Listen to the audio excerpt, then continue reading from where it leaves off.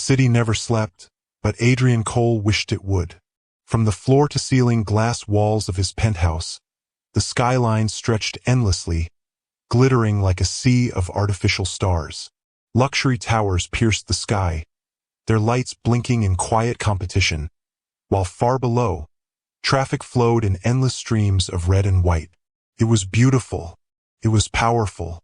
It was empty. Adrian stood barefoot on cold marble, a crystal glass of untouched whiskey resting in his hand. The ice had long melted, the amber liquid now diluted, just like everything else in his life. Once upon a time, this view had meant something. It had symbolized victory. Now it felt like a cage made of glass and gold. Behind him, the faint hum of laughter echoed through the penthouse. The party was still going strong. Expensive perfume lingered in the air, mixing with the scent of aged wine and polished wood. Music pulsed softly, curated by a world-class DJ flown in just for the evening. Every detail had been perfect. Every guest carefully selected. Every smile rehearsed. Adrian took a slow sip of the watered-down whiskey and winced. Not because of the taste, but because of the realization creeping deeper into his bones. He felt nothing. Adrian, the voice cut through his thoughts. He didn't need to turn around to know who it was. Vanessa, tall, stunning, draped in a dress that cost more than most people earned in a year. She walked toward him with effortless grace, her heels clicking softly against the marble floor. "You've been hiding out here all night," she said, placing a manicured hand on his arm. "Your party is inside, you know." "My party," Adrian repeated quietly. Vanessa smiled, but her eyes flickered, not with affection, but with calculation. "Yes, yours. Everyone's here for you." That was exactly the problem. He turned to face her fully, studying her expression.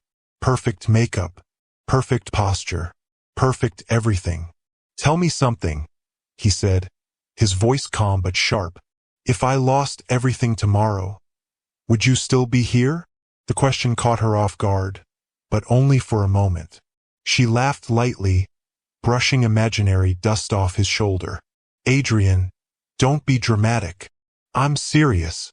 She tilted her head, her smile tightening. "Why would you even ask that?" "Because I want to know." There was a pause, brief, almost invisible, but Adrian saw it. And that was enough. Vanessa leaned closer, lowering her voice. "You won't lose everything. Men like you don't fall. You control the fall." That wasn't an answer. It was a strategy. Adrian nodded slowly, pulling his arm away. "I should get back inside," she said, recovering quickly. "People are asking about you." Of course they were. Not because they cared, because his presence validated their importance. He watched her walk away, her confidence returning with each step, blending seamlessly back into the crowd of elites. Adrian turned back to the city. The noise inside grew louder. Laughter, glasses clinking, conversations layered with ambition and subtle manipulation. He could already predict every interaction waiting for him. A politician seeking funding, a businessman pitching a partnership, a model hoping for attention, a friend looking for favors. It was always the same, always. An hour later, Adrian finally stepped back into the party. The shift was immediate. Heads turned, conversations paused, smiles widened. "Adrian, there you are." A man in a tailored navy suit approached, extending his hand eagerly. "I was just telling someone about your last acquisition." "Brilliant move." Adrian shook his hand, his expression neutral. "Thank you. I mean it," the man continued, leaning in. "The way you cornered that market? Genius." Adrian nodded again. He didn't mention that it had cost hundreds of employees their jobs.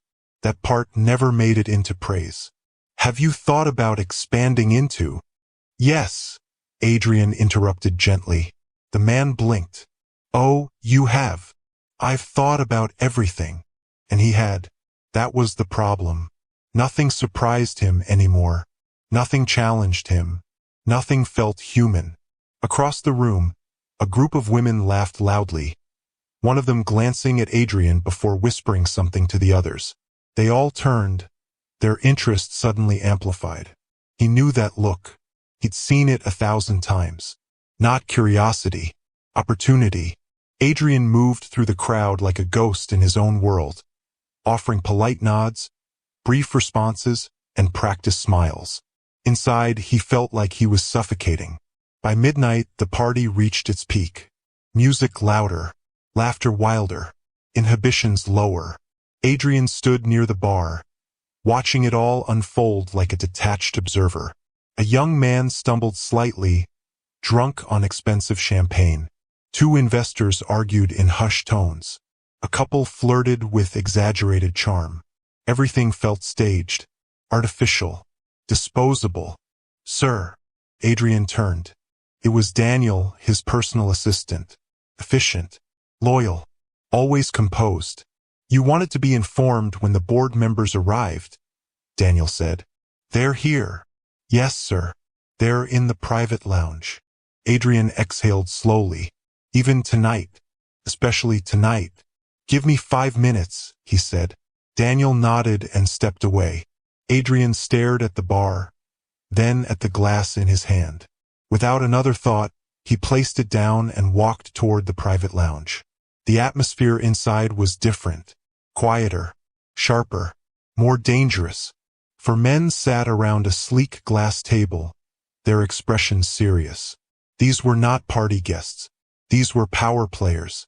"Adrian," one of them said, standing. "Good to see you." Adrian took his seat. "Let's make this quick," he said. For the next 30 minutes, they discussed numbers, expansions, risks, and projections. Millions, billions, decisions that would shape industries. Adrian spoke with precision, his mind as sharp as ever. On the outside, he was in control. On the inside, something was breaking. When the meeting ended, one of the men leaned back and smiled. "You're at the top of your game, Adrian. Untouchable. Untouchable." The word echoed in his mind. He nodded politely and stood. But as he walked out, the word twisted into something else. Alone. By 2 a.m., the party began to thin. Guests left in luxury cars, their laughter fading into the night. The penthouse slowly returned to silence. Staff moved quietly, cleaning up the remnants of excess. Empty glasses, discarded napkins, forgotten conversations. Adrian stood exactly where he had been hours before. The city still glowed, unchanged, unbothered. Daniel approached him once more. "Everything has been handled, sir," he said. "Tomorrow's schedule is already prepared. You have a call with. Cancel it." Daniel blinked. "Sir, cancel everything tomorrow." There was a pause. Daniel had worked for Adrian long enough to recognize when something was different. "Of course," he said carefully. "May I ask if everything is all right?" Adrian didn't answer immediately.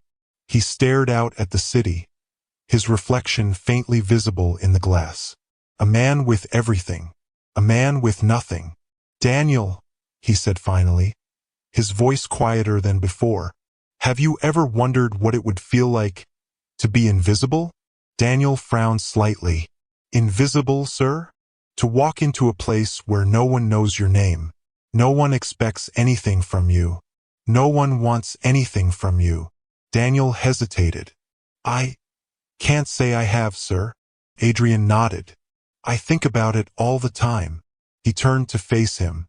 "For once, I want to know what it feels like to be valued, without the weight of who I am." Daniel studied him carefully. "This sounds serious." "It is." A long silence stretched between them. Then Adrian said the words that would change everything. "I want to disappear." Daniel's composure cracked, just slightly. "Disappear, sir?" "Yes." Adrian walked past him, heading toward his room. "For a while, no one needs to know where I am. Not the board. Not the media. No one." Daniel followed, his mind racing. "Sir, that would raise questions, concerns." "The company. The company will survive," Adrian said firmly. "It always does. And you." Daniel asked. Adrian stopped at the doorway. For the first time that night, perhaps for the first time in years, his expression softened into something real, something vulnerable. I don't know, he admitted. Then, after a pause, he added, but I need to find out. That night, as the city continued its endless rhythm, Adrian Cole made a decision that no one saw coming. He would walk away from power, from wealth, from identity, from everything that defined him, not because he had lost it, but because he needed to know who he was without it. And somewhere, far beyond the reach of skyscrapers and silent deals, a quiet coastal village waited, unaware that its shores were about to change the life of a man who had everything, and nothing at all. The journey out of Adrian Cole's world began before the sun rose. No headlines, no farewell announcements, no final board meeting, just silence. At exactly 4:30 a.m., a black SUV pulled out of the underground garage of Adrian's penthouse, its headlights cutting through the early morning haze. The city, usually loud and restless, was unusually quiet, as if it hadn't yet realized that one of its most powerful men was leaving it behind. Inside the vehicle, Adrian sat in the back seat, dressed not in his usual tailored suit, but in something painfully ordinary: faded jeans, a plain shirt, and worn boots. Beside him was a small duffel bag. No designer luggage, no security team, no luxury, just the bare essentials. Daniel sat in the front passenger seat, unusually quiet. This is still a bad idea, he said finally, his voice low. Adrian gave a faint smile. That's how I know it's the right one. Daniel turned slightly. At least let me assign someone to stay nearby. For safety. No, sir. Adrian, he corrected gently. If I'm doing this, I'm doing it completely. Daniel sighed, rubbing his forehead. You built an empire. You don't just walk away from something like that. Adrian looked out the window as the city began to fade behind them. I'm not walking away, he said quietly. I'm walking toward something. And what exactly is that? Adrian paused. I don't know yet. That answer unsettled Daniel more than anything else. Hours later, the road changed. The smooth asphalt of the city gave way to rough, uneven paths. Skyscrapers disappeared, replaced by stretches of green, clusters of small houses, and endless skies that felt open in a way Adrian had never experienced. The air itself felt different, cleaner, real. By the time they reached the coastal village, the sun was high, casting golden light over the shimmering water. The sea stretched endlessly, its waves rolling in steady rhythm against the shore. Fishing boats, old, wooden, weathered, lined the beach. Men moved about, repairing nets, hauling baskets, shouting to one another over the sound of the wind and water. Life here wasn't polished. It was raw, and it was alive. The SUV came to a stop just outside the village.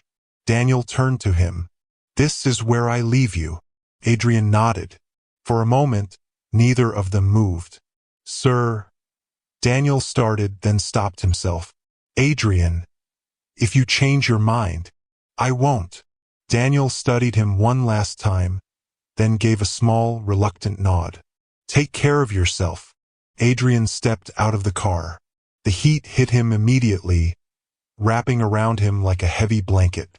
The scent of salt water filled his lungs, sharp and unfamiliar. The SUV drove away without ceremony. No one noticed. No one cared. For the first time in years, Adrian Cole stood somewhere, unnoticed. He exhaled slowly. This was it. The village didn't welcome him. Not at first. Strangers were rare here, and strangers who looked like Adrian, even in simple clothes, were even rarer. Eyes followed him as he walked. Children paused their games. Women whispered quietly. Men watched him with guarded curiosity. Adrian felt it immediately. In the city, attention had been constant, but it had been admiration, greed, expectation. Here it was suspicion. He approached a group of fishermen sitting near a pile of nets. Good afternoon, he said. They didn't respond immediately. One of them, an older man with a weathered face and sharp eyes, finally spoke. "You're not from here." It wasn't a question. "No," Adrian admitted. "What do you want?" "Work." That got their attention. A few of them exchanged glances. "Work?" Another man repeated, laughing slightly. "You?" Adrian held his ground. "Yes." The older man stood slowly, stepping closer. He circled Adrian once, observing him like a puzzle. "Your hands," he said, grabbing Adrian's wrist. They were clean, soft, untouched by real labor.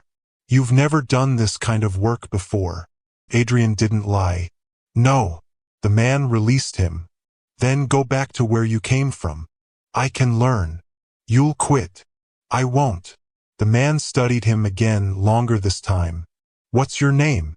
Adrian hesitated for a fraction of a second. That name, Adrian Cole, carried weight, power, history. But here it meant nothing. And that was the point. "Ao," he said.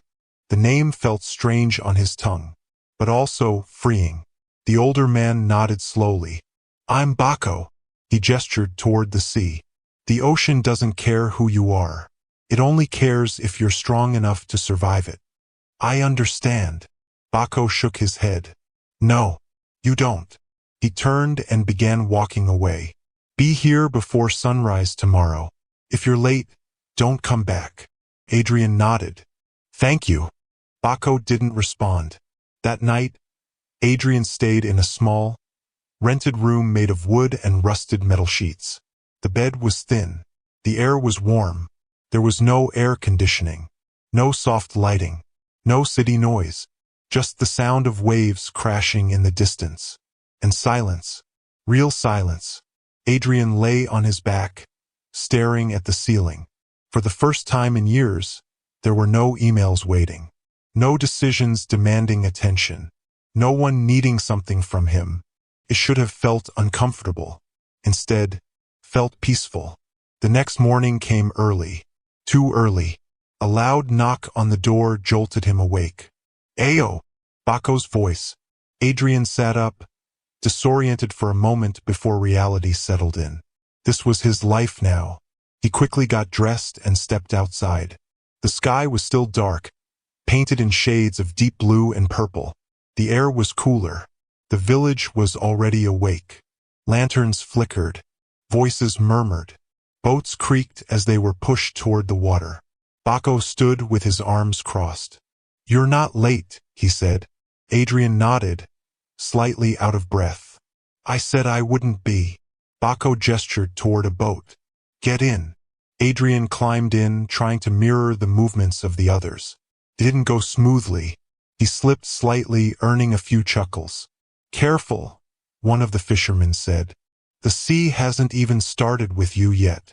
Out on the water, everything changed. The land disappeared behind them. The waves grew stronger. The boat rocked unpredictably. Adrian gripped the edge tightly, his knuckles turning white. "Relax," Bako said. "If you fight it, you'll fall."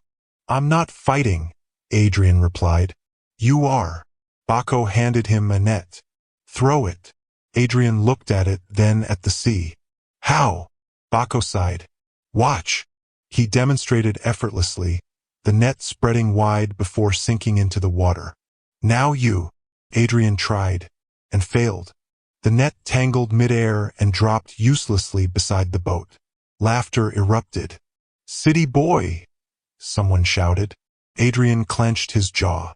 "Again," Bako said. He tried again, and again, and again.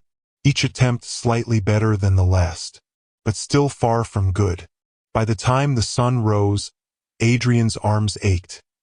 His hands were blistered, and his pride had taken several hits. But something unexpected stirred within him. Determination. Days turned into a routine. Wake before dawn. Work until exhaustion. Return with whatever the sea allowed. Adrian struggled. Badly. He got seasick. He fumbled nets. He moved too slowly. The villagers laughed at him openly. But he didn't quit. Each day his hands grew rougher. Each day his body adapted. Each day he learned. And slowly, something began to shift. One afternoon, after a particularly exhausting day, Adrian sat alone by the shore, staring at the horizon. His muscles burned. His skin stung. He had never felt so physically drained in his life. Yet, he felt more alive than he had in years. A group of children ran past him, laughing freely, their feet kicking up sand. A woman called out to them, her voice warm. Nearby, fishermen argued playfully over their catch. Life here wasn't perfect, but it was real. No filters, no masks, no hidden agendas. Adrian leaned back, letting the sound of the waves wash over him. For the first time, no one knew his worth. No one cared about his status. No one expected anything beyond what he could do. And strangely, that felt like freedom. But just as he began to settle into this new life, a voice broke through his thoughts. "You're doing it wrong." Adrian opened his eyes. A young woman stood a few steps away, holding a basket of smoked fish. Her expression was amused, curious, sharp. She tilted her head slightly. "You hold the net like someone who's never worked a day in his life." Adrian raised an eyebrow. "And you can tell that just by looking?" She smiled. "Yes." She stepped closer, studying him. "You're not from here." "That obvious?" "Very." She extended her hand slightly, gesturing toward the net beside him. "Show me." Adrian hesitated, then picked it up and demonstrated. She watched carefully, then shook her head. "Terrible." Adrian almost laughed. "Helpful." She grinned. "Do you want to learn or not?" There was something different about her. She wasn't impressed. She wasn't intimidated. She wasn't trying to gain anything. She was just honest. Adrian nodded. "All right, teach me." She stepped beside him, reaching for the net.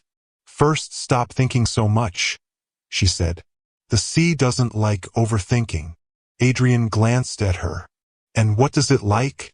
She met his gaze, her eyes bright. "Respect." There was a pause. Then she added, "And patience." Adrian watched her as she demonstrated, her movements smooth and confident. For a moment, he forgot about everything else. Forgot about who he used to be. Forgot about the world he left behind. All that existed was this moment, this place, and her. "What's your name?" he asked. She didn't look at him as she answered. "Zara." Adrian repeated it softly. "Zara." Then she looked at him. "And you?" He hesitated for just a second, then smiled. "Ao." She studied him again, as if trying to see through him. She said.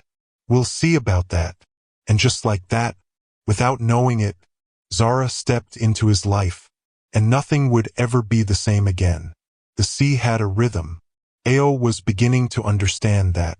Not control it, never that, but feel it. The rise and fall of the waves, the way the wind whispered before it shifted, the subtle pull beneath the surface that warned of something stronger coming. It wasn't loud. It wasn't obvious. But it was always there, much like the quiet change happening inside him. Days had passed since he first arrived in the village. His hands, once smooth and untouched, were now rough, lined with small cuts and healing blisters. His shoulders ached constantly, and his skin had taken on a deeper tone under the relentless sun. He was no longer the man who stepped out of that SUV. But he wasn't fully Ao either. Not yet. That morning, the sun rose slowly, spilling gold across the horizon. The fishermen had already returned from the early catch, their boats dragging lightly onto the sand as gulls circled overhead. Voices filled the air, laughter, complaints, bargaining. Ao sat on an overturned wooden crate, carefully untangling a stubborn fishing net. His fingers moved slower than the others, still learning, still adapting. "You're doing it wrong." The voice came again, familiar now. Ao didn't look up immediately. Instead, he continued working, pretending not to hear. "I can see you ignoring me," she added. That made him pause. He glanced up. Zara stood a few steps away, balancing a wide basket of smoked fish on her head as if it weighed nothing. The morning light caught her face just right, highlighting the confidence in her eyes, the faint amusement playing on her lips. She had that same look again, like she knew something he didn't. "Maybe I like doing it wrong," Ao said calmly. Zara raised an eyebrow. "That's a strange preference." He shrugged slightly. "It's working, isn't it?" She walked closer, lowering the basket from her head with effortless grace and setting it beside her. Then, without asking, she crouched beside him. "No," she said simply. "It's not." Ao glanced at her hands as she reached for the net. They moved quickly, skillfully, undoing knots that had frustrated him for the past 10 minutes and seconds. "You pull here," she said, demonstrating. "Not there." Ao leaned in slightly, watching closely. "That's what I did." "No, you thought you did," she corrected. He let out a quiet breath, somewhere between a sigh and a laugh. "You enjoy this, don't you?" he asked. "Enjoy what?" "Being right." Zara smiled. "I don't enjoy being right." She looked up at him. "I enjoy when people finally realize I am." Ao shook his head, a faint smile breaking through despite himself. "You're very confident." "I have to be," she replied. "The world doesn't make space for people who aren't." There was something about the way she said it, casual but weighted. Not arrogance. Experience. Ao studied her for a moment longer than necessary. She noticed. "You stare a lot," she said. "You observe a lot," he replied. "Someone has to, especially when new people arrive pretending to be something they're not." That caught him off guard. Ao's fingers tightened slightly around the net. "I'm not pretending," he said carefully. Zara didn't respond immediately. She finished fixing the last knot, then handed the net back to him. "Throw it," she said. Ao stood, stepping toward the water. He adjusted his grip the way she showed him, took a breath and cast the net. It spread wider this time, cleaner. Not perfect, but better. When he turned back, Zara was already watching him.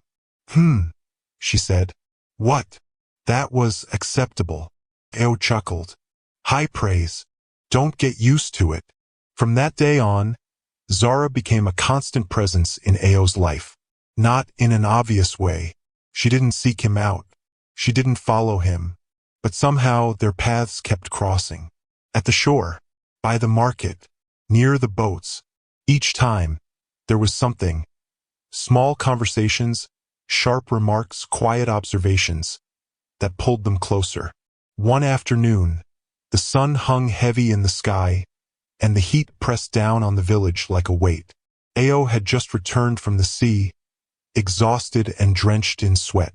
The catch had been poor, tensions among the fishermen higher than usual. He walked toward the market area, hoping to find something to eat. That's when he saw her again. Zara stood behind a wooden table, arranging rows of smoked fish with practiced efficiency. The scent of it filled the air, rich, warm, unmistakable. Customers moved in and out, some bargaining, some buying without question. Zara handled them all with ease. Firm but fair. Confident but not rude. Ao leaned against a nearby post, watching quietly. "You're staring again," she said without looking up. Ao smirked. "You always notice?" "I notice everything." "Then you should know I'm just deciding if your fish is worth buying." That made her look up. Her eyes narrowed slightly. "My fish is the best in this village." That sounds like confidence again. That sounds like truth. Ao pushed himself off the post and walked closer. "All right," he said. "Convince me." Zara folded her arms. "I don't need to convince you. Either you recognize quality or you don't." Ao tilted his head. "That's your sales strategy?" "It works." He glanced at the fish, then back at her. "Fine. I'll take one." Zara handed him a piece, wrapped neatly. He took a bite. It was good. Better than good. But he kept his expression neutral. "Well?" she asked. Ao shrugged. "It's All right? Zara stared at him. Then, without warning, she reached forward and snatched the fish back from his hand. Then you don't need it. Ao blinked. Wait. Go buy from someone else, she said, already turning away. Ao laughed, genuinely this time. You're serious? Very. He shook his head, still smiling. Fine. It's good. Zara paused, then slowly turned back. Good. Very good, he corrected. She studied his face, searching for sincerity, then handed the fish back to him. Better, she said. Later that evening, the sun dipped low, painting the sky in shades of orange and pink. The village slowed. The noise softened. Ao found himself walking along the shore, the cool breeze easing the day's exhaustion. He didn't expect to see her there, but she was. Zara stood near the water, her feet bare against the sand, her gaze fixed on the horizon. For once, she wasn't busy, wasn't talking, wasn't smiling. She looked still. Ao hesitated for a moment, then walked closer. You're quiet, he said. Zara didn't turn.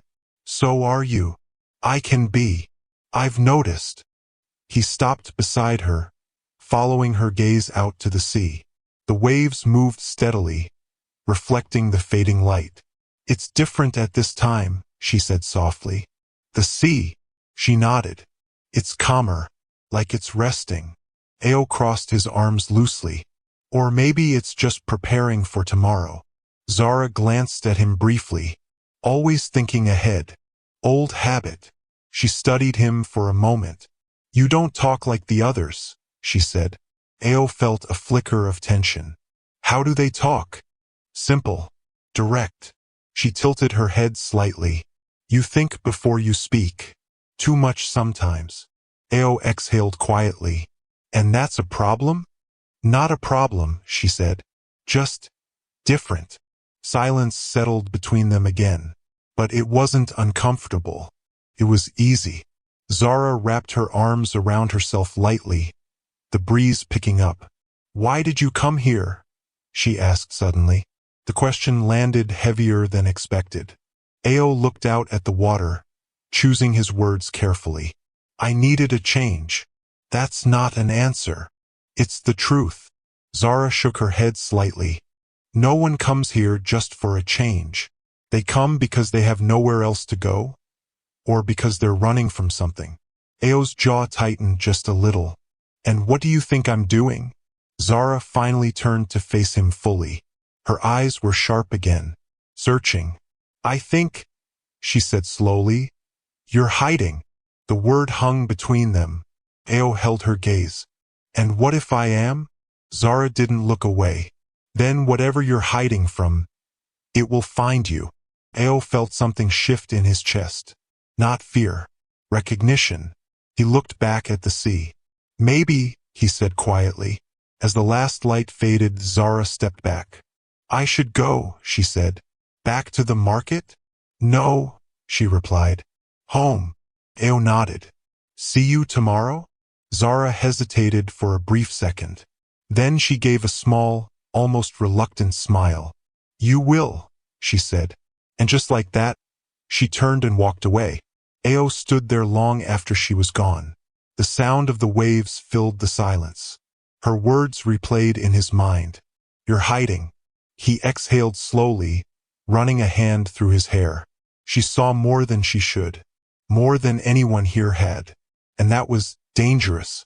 But also, he looked down at the sand, then back at the darkening horizon. For the first time in a long time, felt like something real was beginning. Not built on wealth, not built on power, but on something far more fragile and far more valuable. Connection. By the second week, the sea had stopped feeling like an enemy. It still challenged Ao, still tested his strength, his patience, his endurance, but it no longer rejected him completely. Now it tolerated him. And in the world of Fisherman, that was progress. The mornings came earlier than his body wanted, but he no longer resisted them. Before dawn, while the sky still wore its deep indigo cloak, Ao would rise from his narrow bed, stretch muscles that ached in places he didn't know existed, and step outside into the cool, salty air. The village would already be alive. Lanterns flickered like scattered stars. Men moved with quiet urgency. Voices carried softly in the darkness. And every morning, without fail, Ao searched for one person.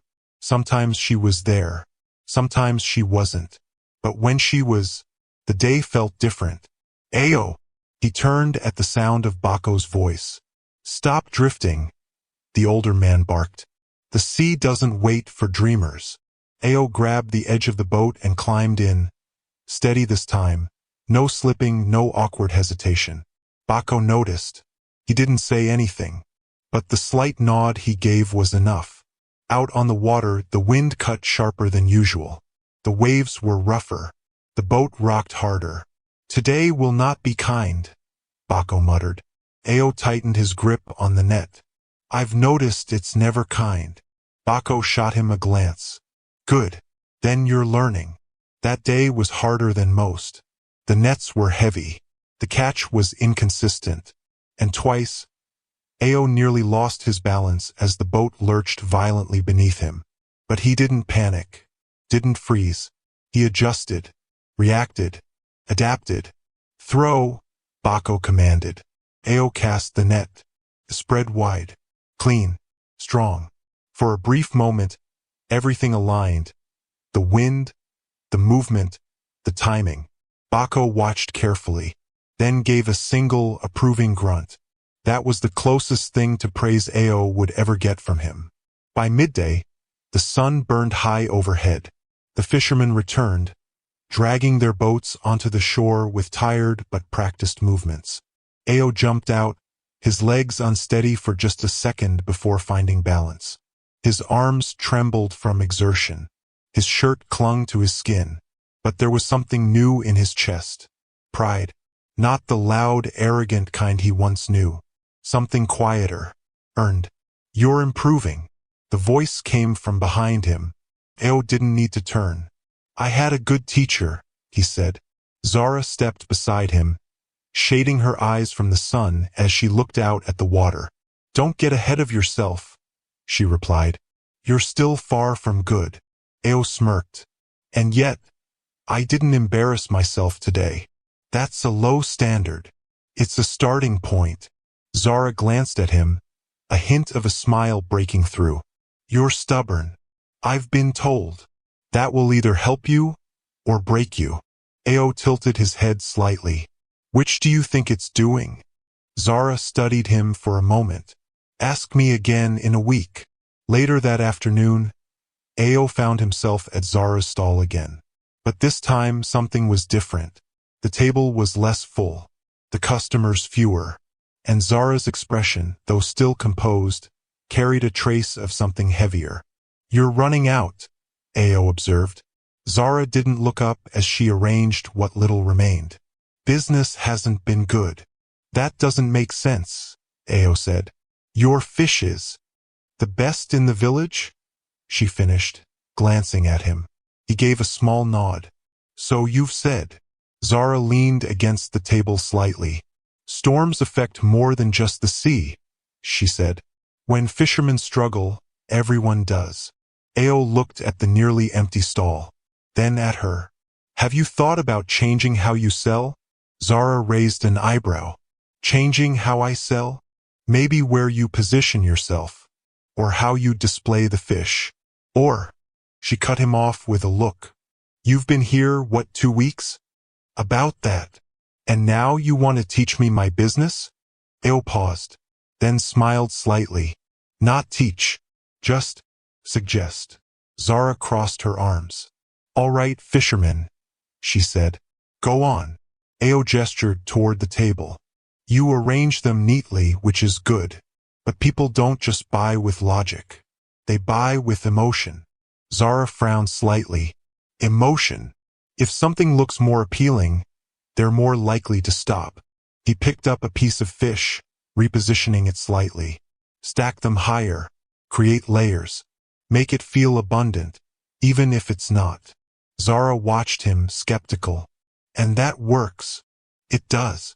She studied the arrangement for a moment, then looked at him again. You've done this before. Ao hesitated, just for a second. A little, he said. Zara didn't press, but her eyes lingered on him longer than usual. You're strange, she said finally. I've been told that too. The next day Zara tried it. Reluctantly, carefully. She adjusted her stall the way Ao suggested, stacking the fish higher, arranging them more deliberately, creating a sense of fullness. And something surprising happened. People stopped. More than usual. Some just looked. Others bought. By midday her sales had improved. Not dramatically, but noticeably. When Ao returned from the sea, he found her watching him approach. You did it, he said. Zara didn't smile immediately.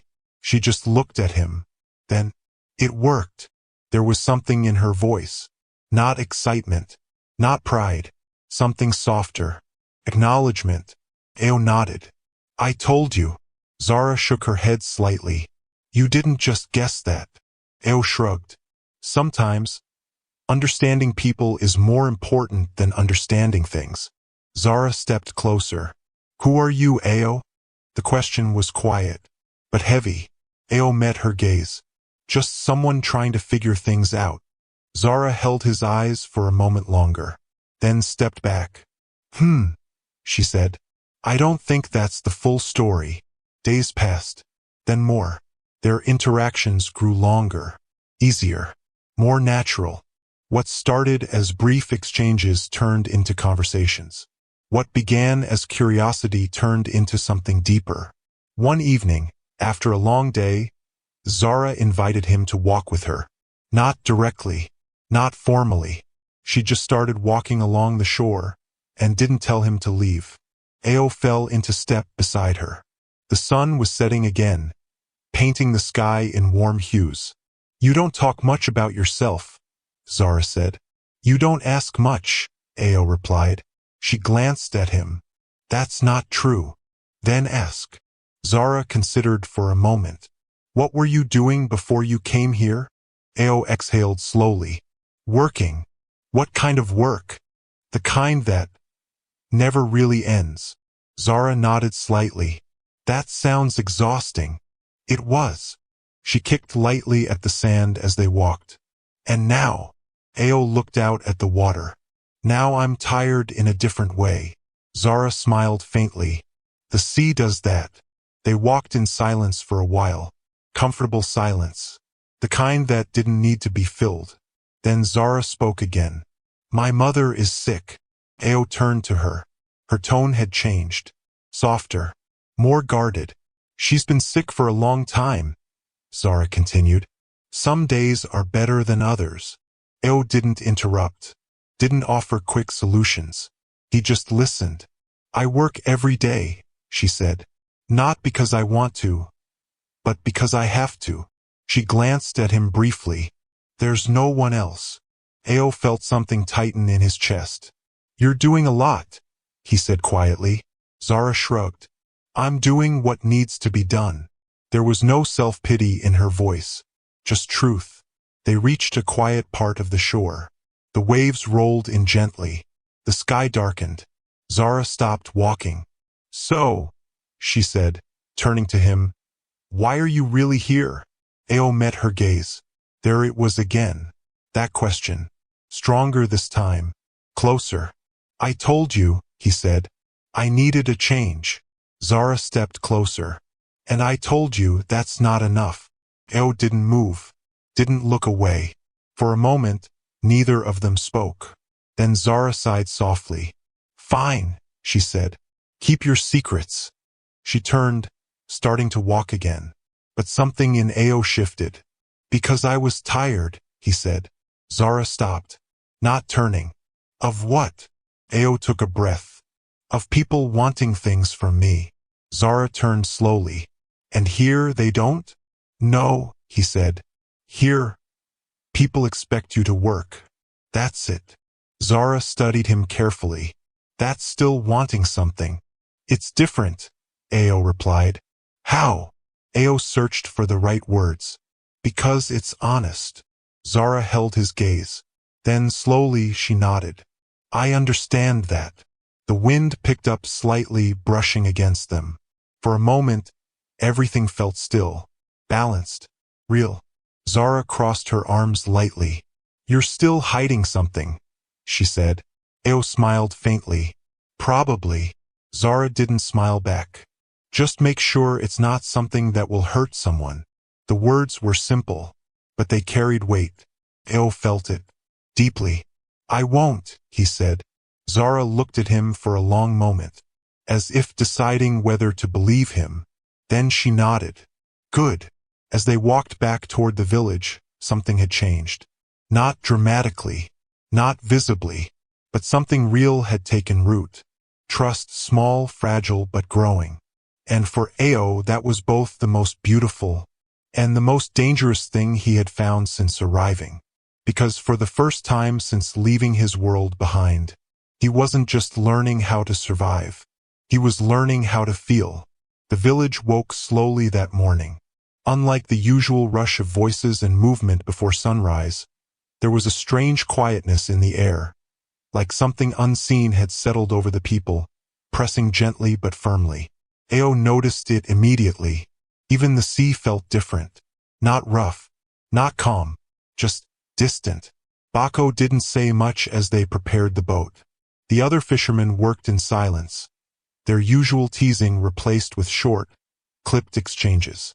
What's going on? Ao finally asked as he adjusted the net. Bako didn't look at him.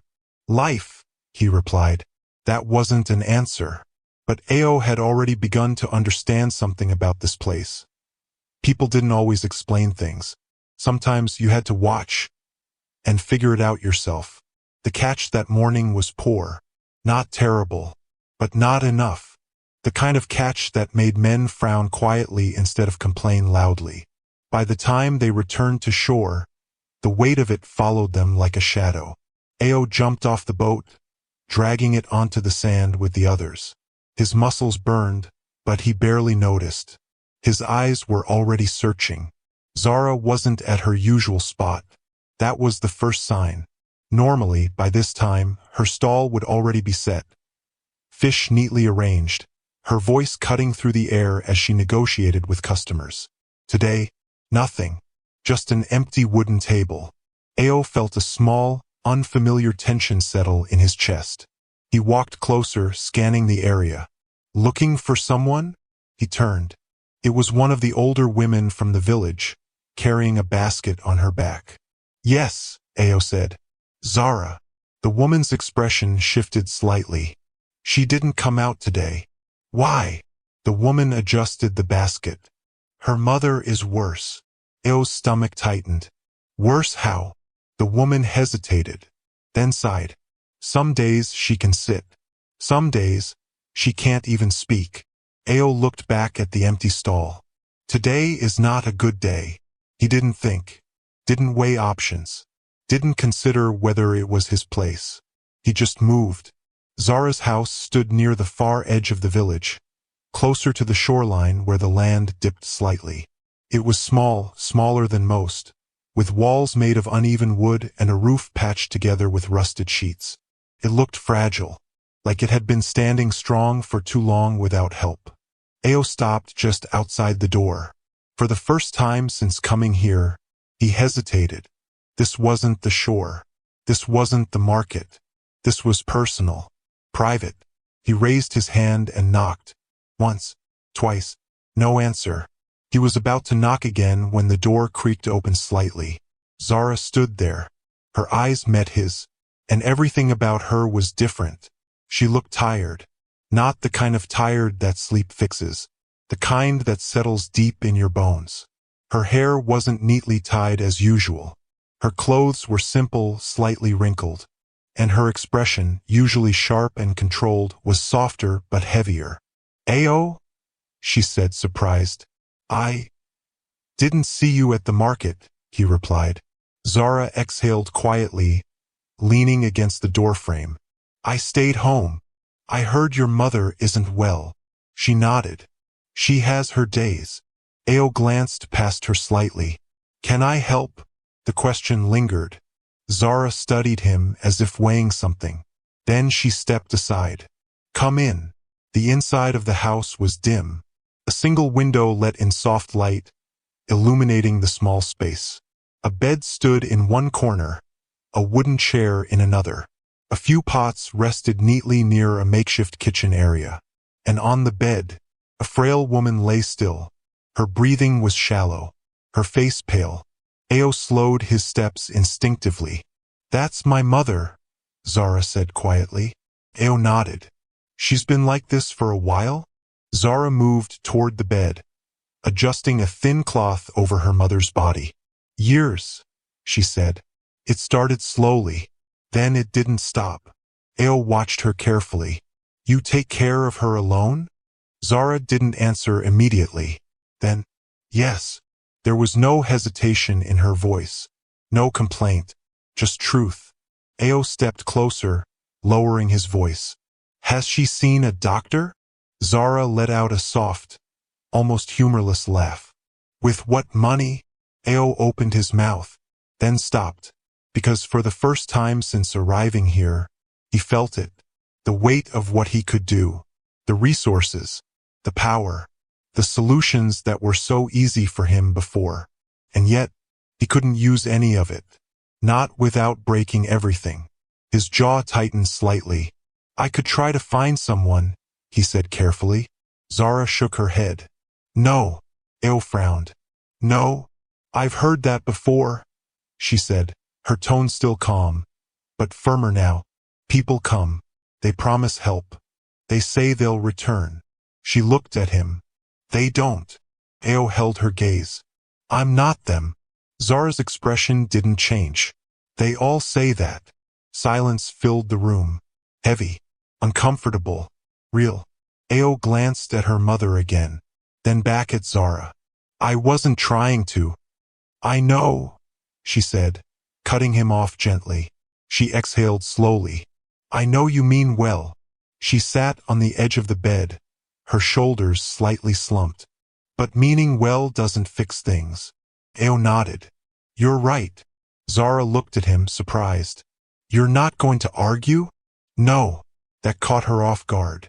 I've learned something since coming here, Ao continued. Sometimes, listening is more useful than talking. Zara studied him again. Longer this time. Then she looked away. Hours passed. Ao stayed. He didn't try to take over. Didn't try to fix things. He simply helped where he could. Fetching water. Adjusting the room. Sitting quietly when there was nothing to do. Zara noticed. She didn't say anything. But she noticed.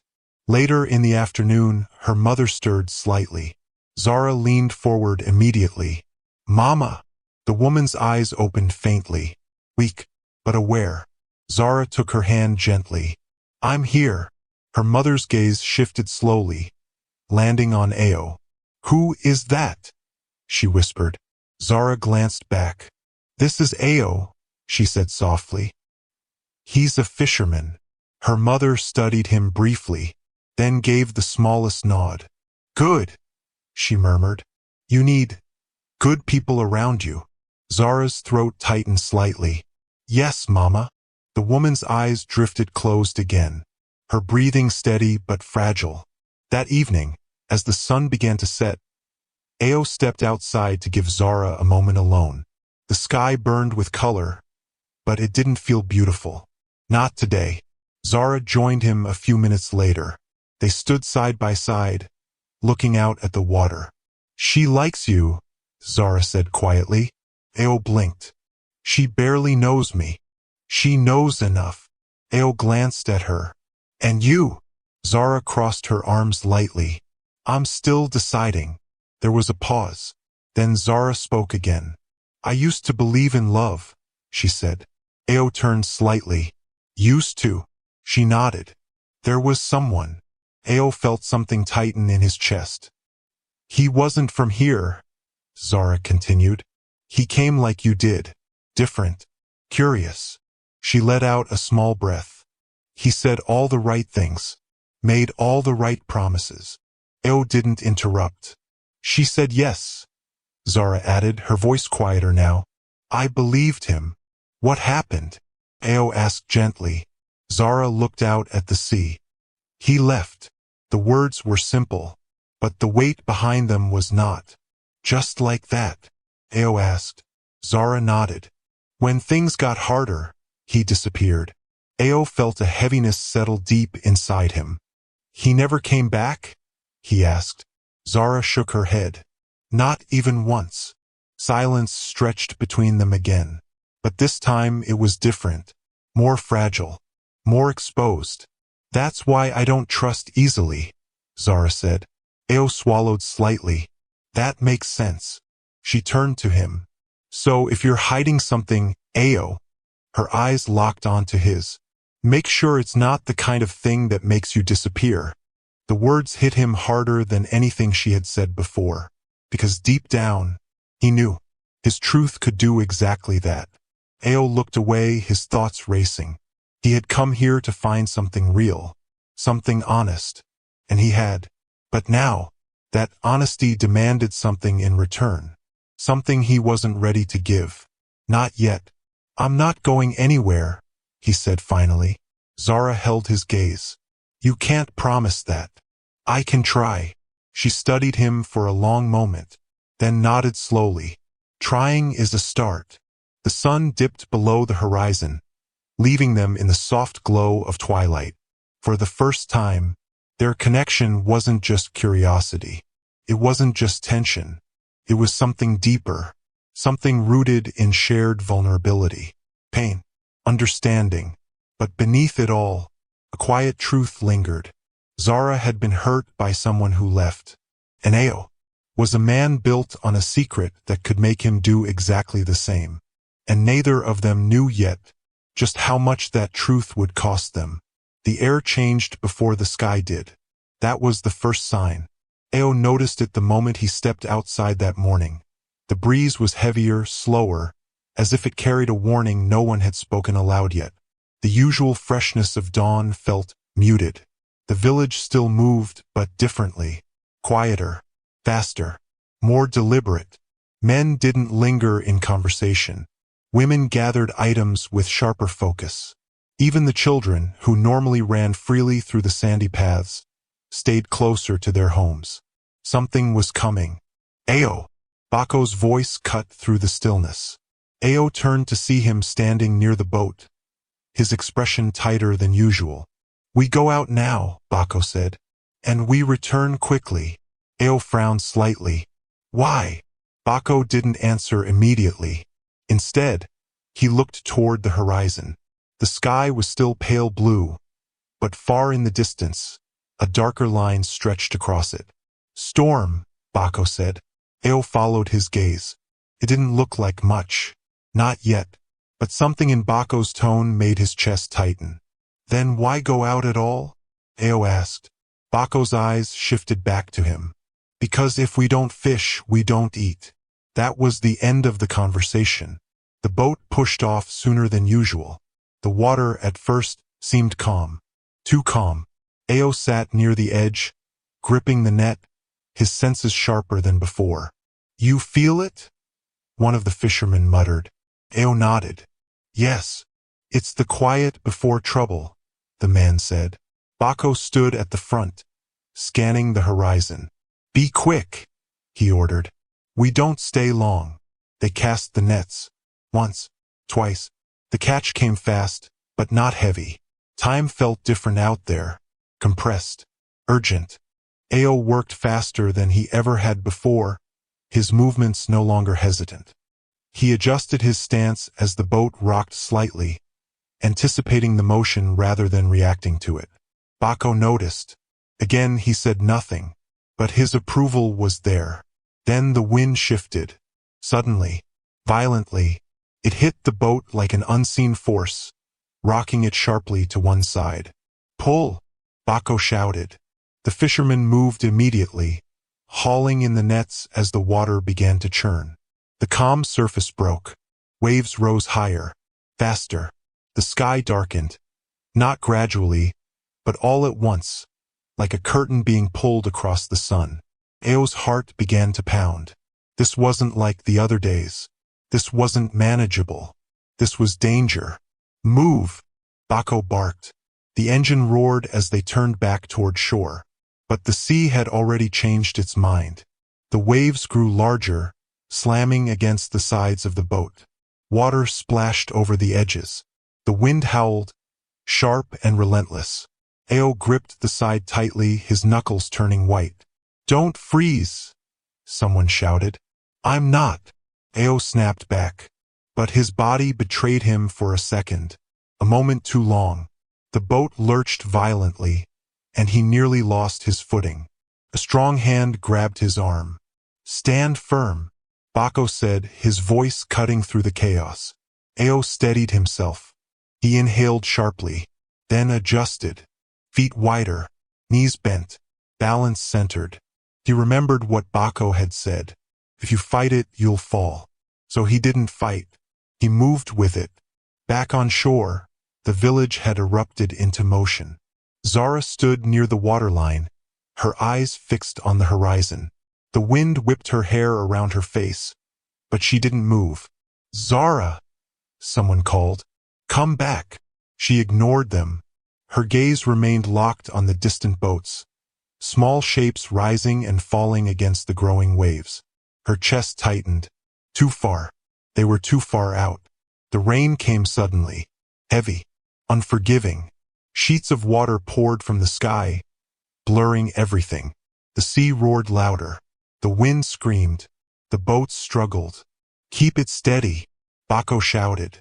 Ao's arms burned as he held onto the side, his body moving with the violent rhythm of the waves. A crash. A sharp crack. One of the smaller boats nearby tilted dangerously. Ao's eyes widened. "There!" he shouted, pointing. Two men clung desperately to the side of the boat as it rocked violently, half filled with water. "They'll capsize," one of the fishermen yelled. Bako's jaw tightened. "Turn," he ordered. "What?" another man shouted. "We need to get back. If they flip, they die." Bako snapped. The decision was made. The boat shifted direction, fighting against the current as it moved toward the struggling fishermen. Ao's heart pounded harder. This was madness, but it was necessary. On shore, Zara saw it. The change in direction. The danger. "No," she whispered. Her hands clenched tightly at her sides. "They're not coming back," someone said behind her. But Zara shook her head. "No, he wouldn't." Her voice faltered. She wasn't sure which part she believed. The rescue was chaos. The waves slammed into both boats as they drew closer. "Grab them," Bako shouted. One of the fishermen reached out, but missed. The boat lurched again. Ao moved without thinking. He stepped forward, ignoring the instability beneath him. "Ao!" someone shouted, but it was too late. He grabbed one of the men just as a wave crashed over them, soaking him completely. The force nearly pulled him overboard. His grip slipped, then tightened. "Pull!" he yelled. Two others grabbed onto him, dragging both him and the struggling fisherman back into the boat. Another wave hit, harder. The second man clung desperately, but he was slipping. Without hesitation, Ao moved again. "You'll fall," someone warned. But Ao didn't listen. He reached out, caught the man's wrist, and held on. For a second, felt like he might lose him. Then, with one final pull, they got him aboard. The boat turned again, this time toward shore. No more detours, no more risks, just survival. The journey back felt endless. The storm didn't ease. If anything, it grew stronger. But slowly, painfully, the shore came closer. Zara saw them first. "They're coming," she shouted. Relief surged through the crowd. But it didn't fully settle. Not yet. The boat slammed against the shore, the fishermen jumping out quickly, pulling it in with whatever strength they had left. Ao stumbled as his feet hit the sand. For a second, the ground felt unstable. Then, hands grabbed him. Voices surrounded him. "You're crazy. You almost died. What were you thinking? But Ao barely heard them, because his eyes had already found her. Zara stood a few steps away, her face pale, her eyes wide. She walked toward him slowly, then stopped. For a moment, neither of them spoke. The storm still raged around them, but everything between them felt still. You? She started, her voice shaking slightly, then stopped. Ao stepped closer. I'm fine. Zara shook her head. That was not fine. Her eyes searched his face, as if confirming he was real. You could have died. Ao exhaled slowly.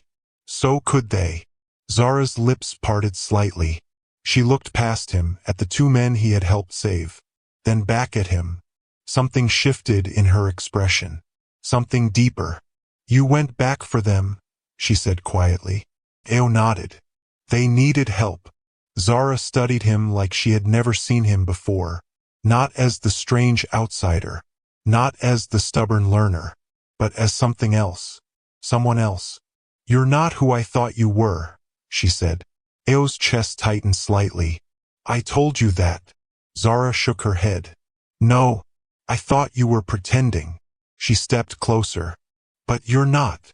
Her voice softened. You're real. The word landed heavier than anything else she could have said, because that was exactly what he had come here for. The rain began to ease. Slowly. The storm passed. Not completely, but enough to let the village breathe again. Later that night, Zara found him sitting alone near the shore. The sky was dark, the waves calmer now. You're lucky, she said as she approached. Ao glanced at her. I don't feel lucky. You should, she replied, sitting beside him. Ao leaned back slightly, staring at the water. I didn't think, he admitted. Zara nodded. I know. That could have gone badly. It didn't. Ao looked at her. That doesn't mean it was smart. Zara smiled faintly. Maybe not. She turned toward him. But it was good. There was a pause. Then, thank you, she said softly. Ao blinked. For what? Zara looked out at the sea again. For showing me that people like you exist. Ao felt something shift inside him. People like me? People who don't run when things get hard. The words hit him deeply, because they touched the one truth he was still hiding. Ao didn't respond immediately. Instead, he watched the waves. Then, I'm not going anywhere, he said. Zara glanced at him. Good. That night, something changed between them. Not just curiosity. Not just connection. Something stronger. Respect. Trust. The kind that begins quietly, but grows into something impossible to ignore. But beneath it all, unseen, unspoken, a truth still lingered. Ao had proven he wouldn't run from danger. But soon, he would face something far more difficult. Telling the truth. And that storm would be even harder to survive. After the storm, the village felt different. Not quieter, not slower, just closer. Storms had a way of doing that, reminding people how fragile everything was, how quickly life could shift from ordinary to dangerous. Conversations became warmer. Laughter lingered longer. Even arguments softened at the edges. And somehow, without either of them saying it out loud, Ao and Zara changed too. The morning after the storm, the sky returned clear, bright blue stretching endlessly above the calm sea. The waves rolled gently again, as if nothing had happened. But Ao knew better. The sea never forgot, and neither did people. You've earned your place. Ao turned at Bako's voice. They stood near the boats, preparing for another day out at sea. The other fishermen worked nearby, but their glances toward Ao were no longer filled with amusement. There was something new now. Respect. Ao wiped his hands on his trousers. I still have a lot to learn. Bako grunted. That never changes. He paused. But you didn't run. Ao met his gaze. I said I wouldn't. Bako nodded once. That matters. Work that day felt lighter. Not easier, but smoother. Ao moved with more confidence. his body adjusting naturally to the rhythm of the boat. His hands, though still healing in places, no longer fumbled with the nets. He had stopped trying to prove himself, and somehow that made everything better. By midday, the catch was decent. Not extraordinary, but enough. Enough to ease tension. Enough to bring small smiles. As they returned to shore, Ao's eyes instinctively searched the market. And there she was. Zara stood behind her stall, her arrangement fuller again, her movements sharper, more energized than the day before. But when she saw him, she paused, just for a second. Then a small smile appeared. Not the teasing one, not the guarded one. Something softer, something real. "You're late," she said as he approached. Ao raised an eyebrow. "We just got back." "Exactly," she replied. "Late." He shook his head slightly, a smile tugging at his lips. "Good to see you too." Zara pretended to ignore that, but her eyes gave her away. "You look alive," she said instead. Ao laughed quietly. "That's a strange compliment." "It fits," she said. He leaned slightly against her table, glancing at the fish. "Better today," he observed. Zara nodded. "Your advice helped." Ao tilted his head. "So you admit I was right?" Zara narrowed her eyes. "Don't get used to it." A customer approached, interrupting them. Zara shifted immediately into work mode, focused, efficient, firm. Ao stepped back, watching. But this time he didn't just observe her skill. He noticed the small things. The way her voice softened for older customers. The way she stood straighter when negotiating. The way she never rushed anyone, even when busy. She wasn't just selling fish. She was holding her world together. When the crowd thinned, Zara glanced at him again. "You're still here." Ao shrugged. "I don't have anywhere better to be." Zara studied him. "Come," she said suddenly. Ao blinked. "Where?" "You'll see." She didn't wait for an answer. She simply picked up a smaller basket and started walking. Ao followed. They walked past the edge of the market, past the boats, past the usual paths Ao had grown used to. Further, toward a quieter part of the shoreline. The sand here was smoother, the water clearer. The noise of the village faded behind them. "Not many people come here," Zara said. Ao looked around. "I can see why. It's where I come when I need to think," she added. Ao glanced at her. "And today?" Zara met his eyes briefly. "Today, I didn't want to think alone." That settled something inside him. Something quiet. Something steady. They sat on the sand, a comfortable distance between them. The waves moved gently, reflecting the afternoon light. For a while, neither of them spoke. And for once, there was no need to. "Do you miss it?" Zara asked suddenly. Ao frowned slightly. "Miss what?" "Wherever you came from." Ao leaned back, resting on his hands. He thought about it. The city, the penthouse, the power, the noise. "No," he said. Zara glanced at him. "Not even a little?" Ao shook his head. "Here things make sense." Zara smiled faintly. "They don't always." "More than before," he replied. Zara picked up a small shell, turning it in her fingers. "I used to think life would be bigger," she said. Ao looked at her. "Bigger how?" "Different," she corrected. "Easier. Maybe even exciting." She let out a soft breath. "But life doesn't ask what you want." Ao nodded slowly. "No, it doesn't." They sat in silence again. But this time it carried something deeper. Understanding. "Tell me something," Zara said. Ao raised an eyebrow. "That sounds serious." "It is." He gestured for her to continue. "What makes you happy?" she asked. Ao blinked. Of all the questions, that wasn't what he expected. "I don't know," he admitted. Zara frowned slightly. "You don't know?" Ao shook his head. "I used to think I did. And now?" Ao looked out at the sea. "Now, I'm learning again." Zara studied him carefully. then smiled. Good. She stood suddenly, brushing sand off her hands. Come on. Ao groaned slightly. More walking. Yes. Where? Zara smirked. You ask too many questions. They walked along the shoreline again, but this time slower. Closer. Their hands brushed once. Then again. Neither of them pulled away immediately. It was Zara who spoke first. You're not like the others, she said. Ao glanced at her. I'm starting to think that's a good thing. It is, she replied.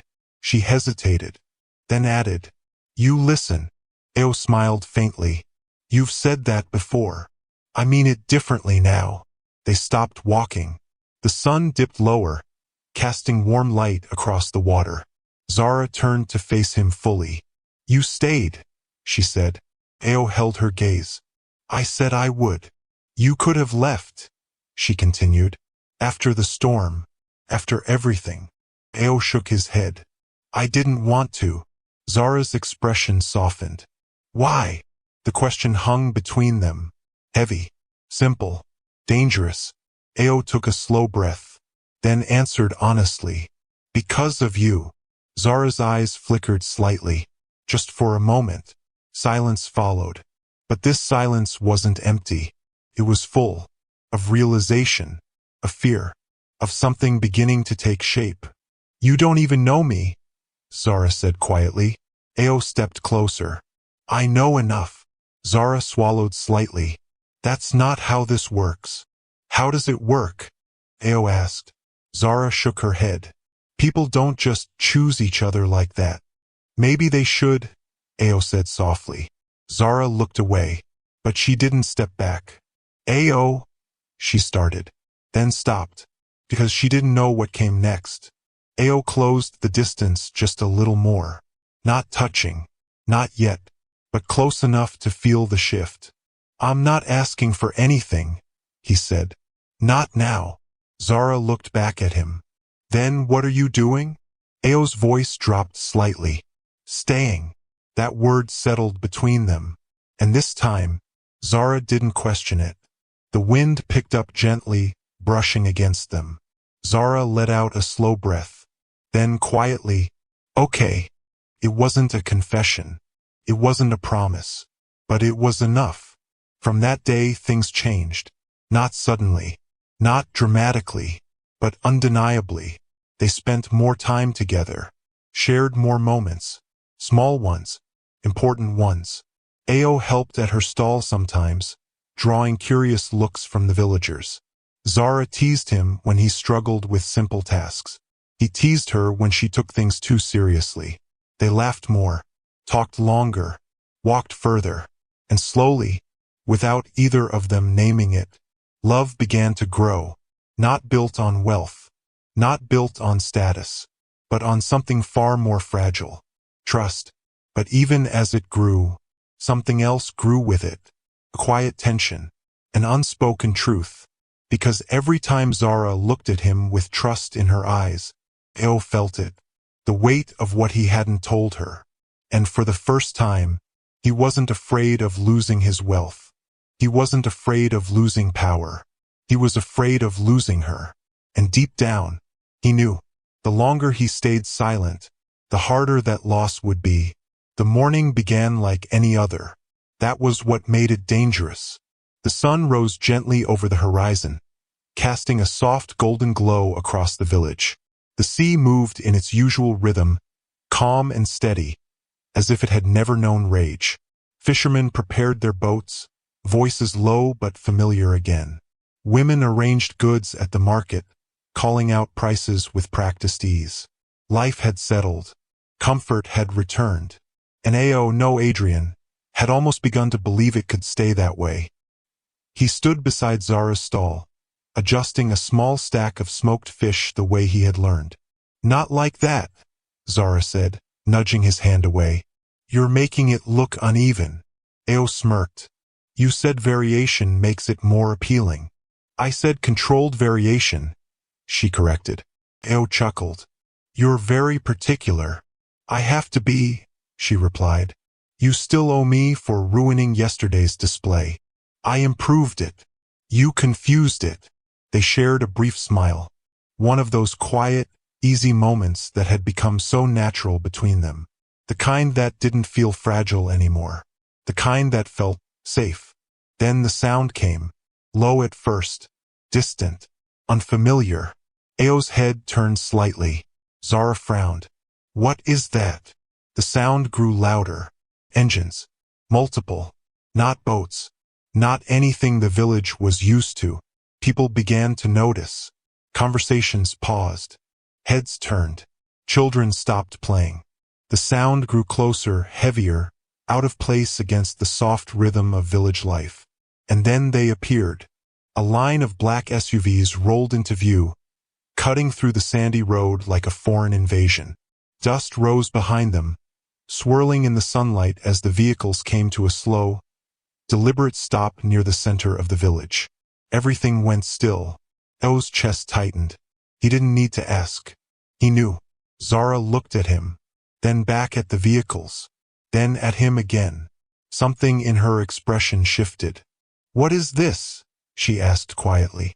O didn't answer, because for the first time since coming here, he didn't know what to say. The doors of the SUVs opened. Men stepped out, dressed in dark suits, polished, sharp, out of place in every possible way. Their shoes alone didn't belong here.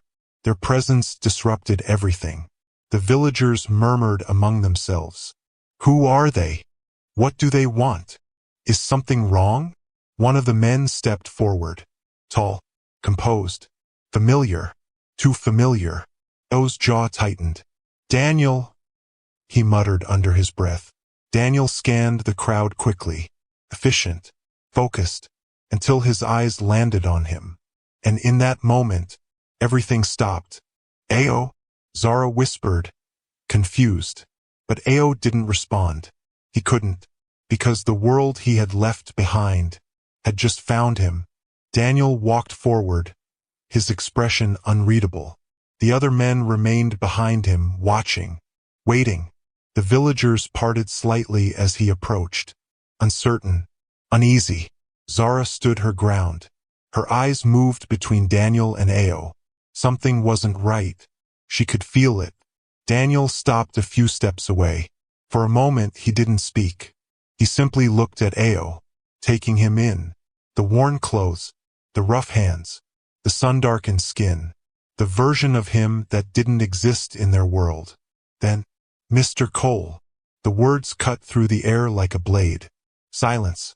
Absolute silence. Zara blinked. Mr. What? Ao closed his eyes briefly. There it was. No more hiding. No more distance. No more time. Mr. Adrian Cole, Daniel repeated, his voice clear and steady. We've been looking for you. The name echoed, not just in the air, but in Zara's mind. She turned slowly toward Ao. Her expression changed. Not confusion. Not curiosity. Something deeper. Something breaking. No, she said softly.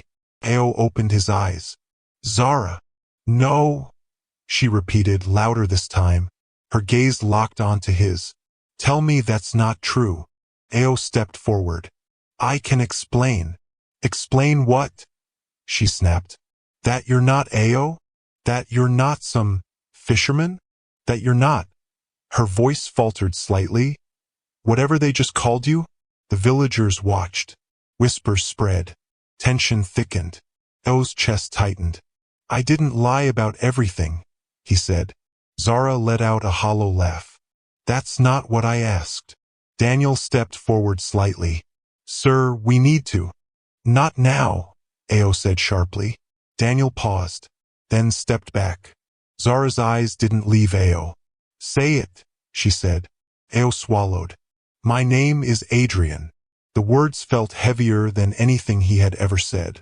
Zara's face hardened. And Cole? Ao didn't respond. That's your name? She pressed. Yes. The truth landed. Hard. Final. Zara took a step back, as if distance could make sense of it.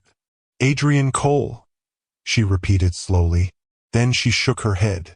No. Ao moved toward her. Zara, listen. She raised her hand. Don't. Her eyes filled, but she didn't cry. Not yet. So what? She said. This was what? A game? No. An experiment?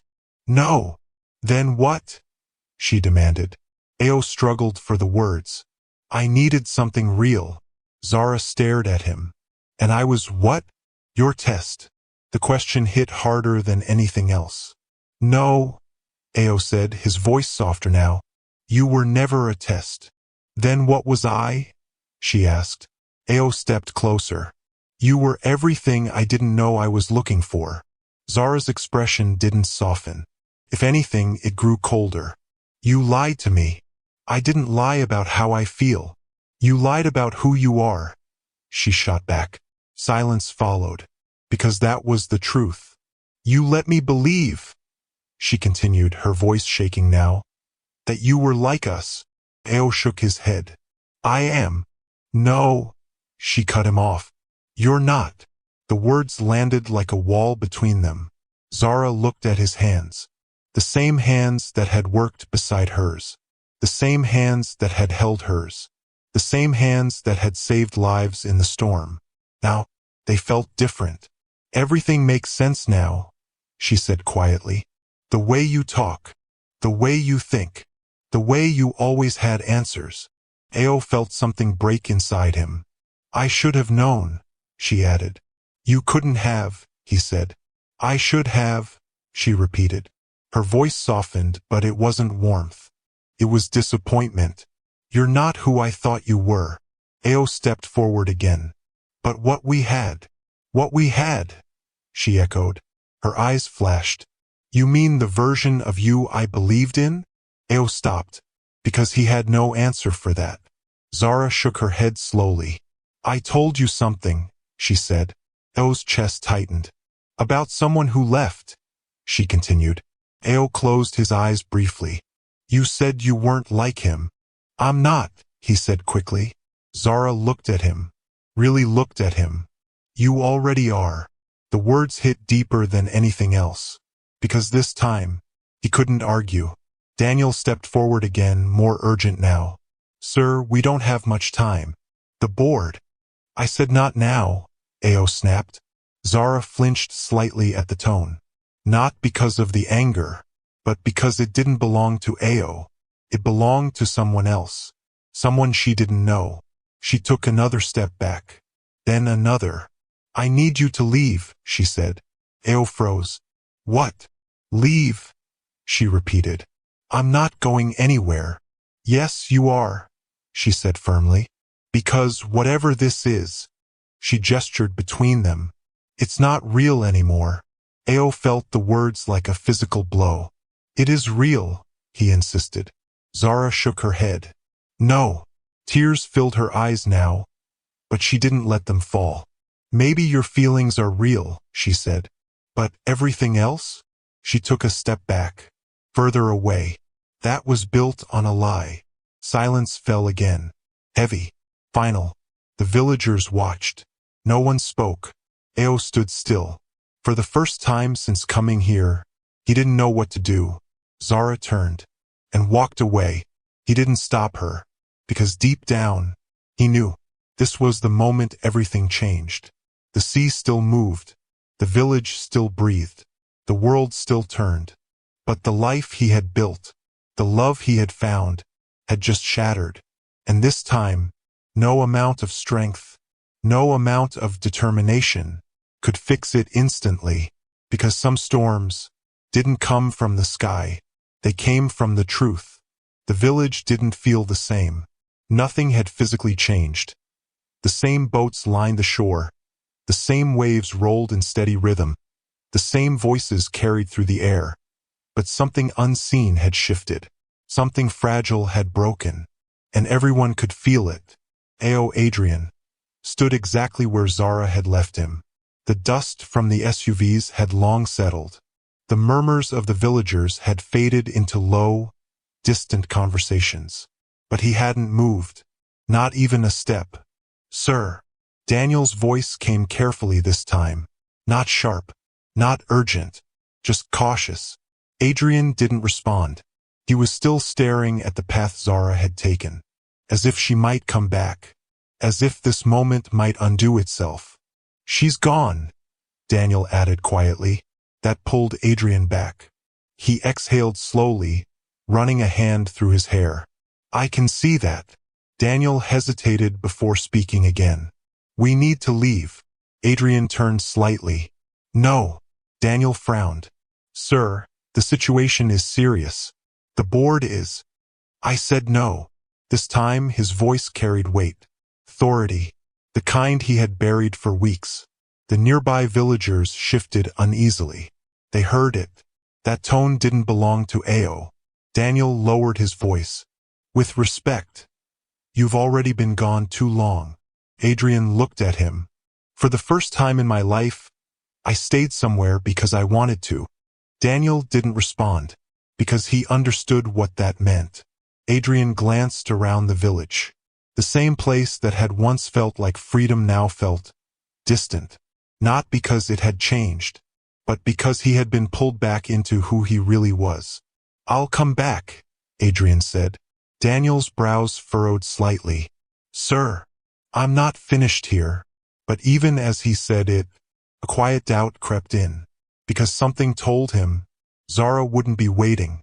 He walked away from the center of the village slowly. Not toward the SUVs. Not yet.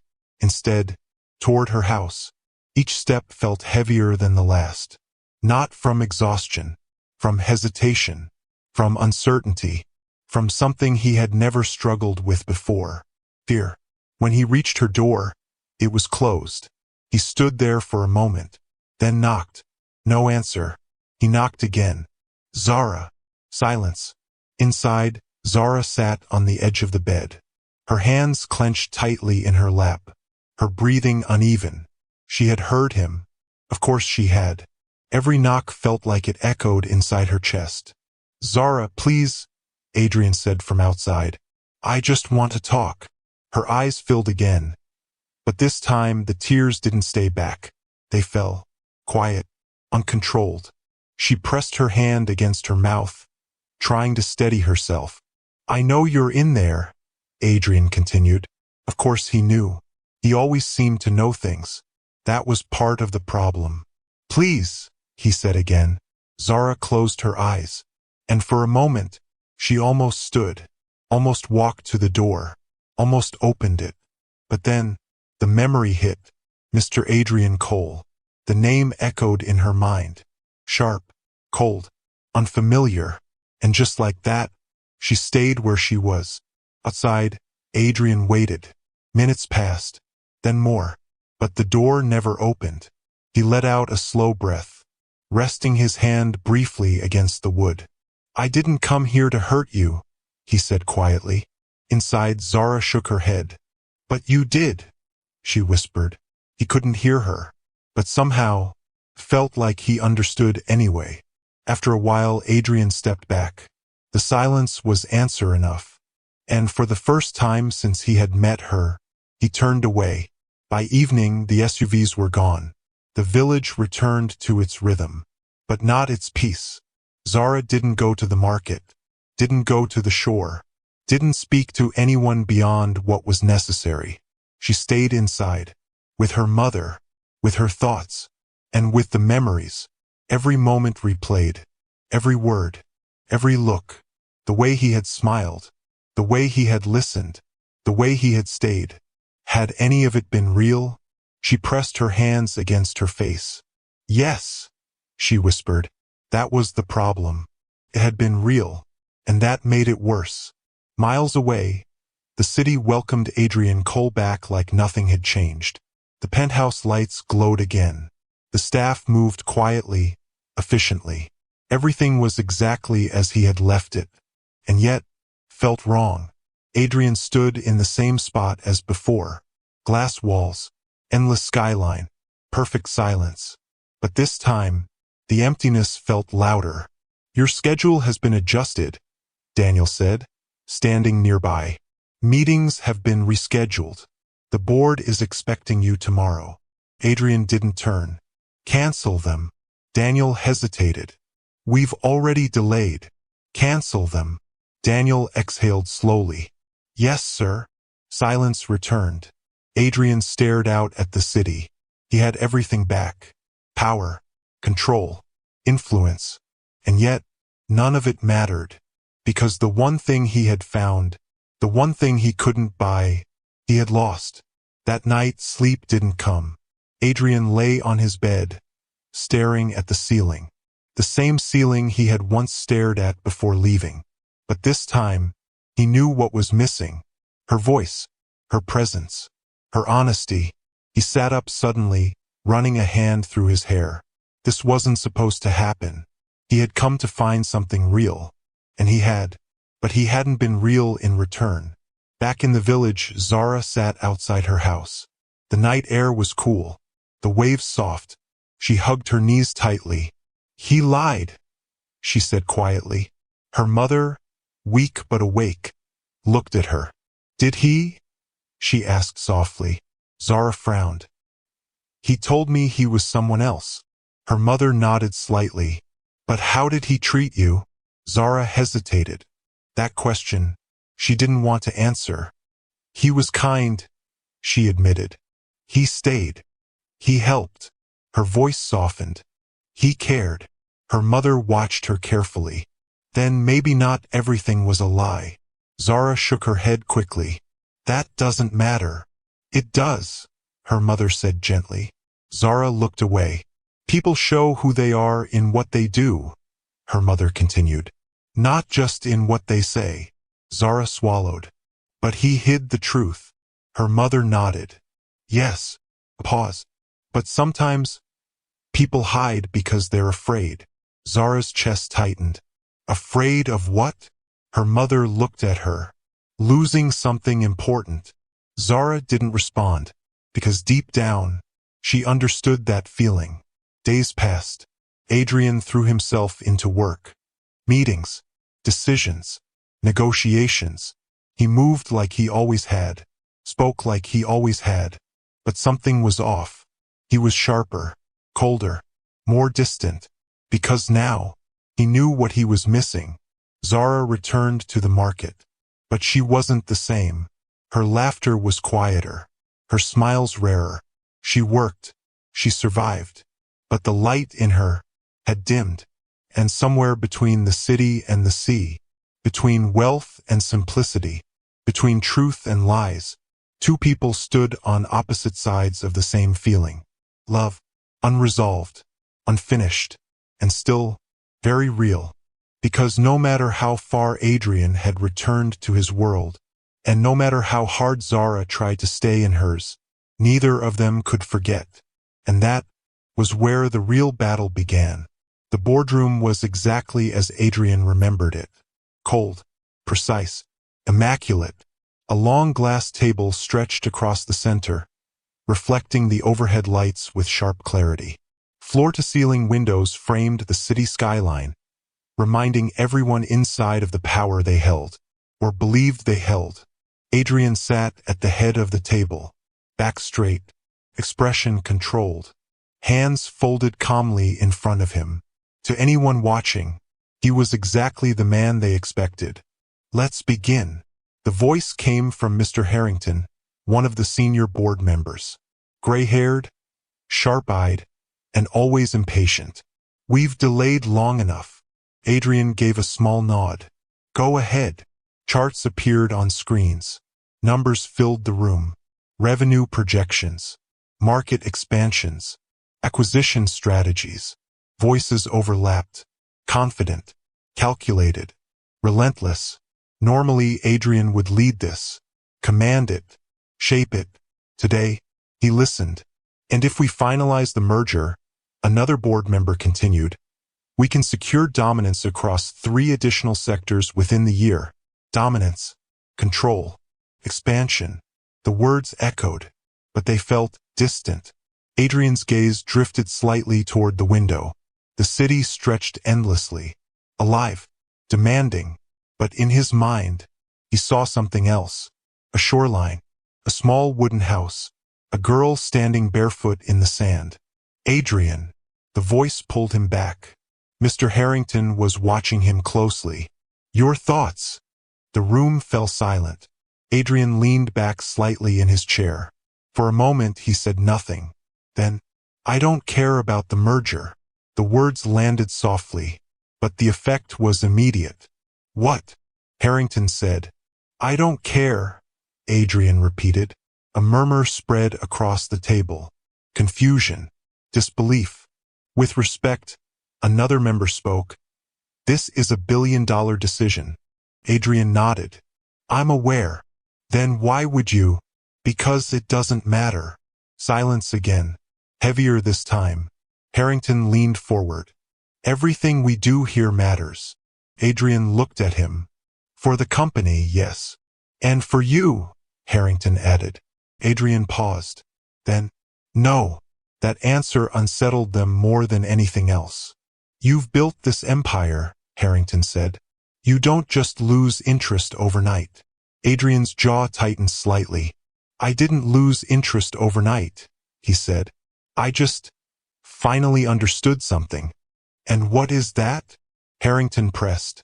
Adrian leaned forward slightly, his voice calm, but firm. That I built something powerful. He paused. But not something meaningful. The room went still.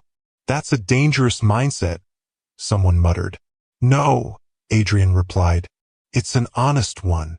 Harrington shook his head. This is temporary. You've been away too long.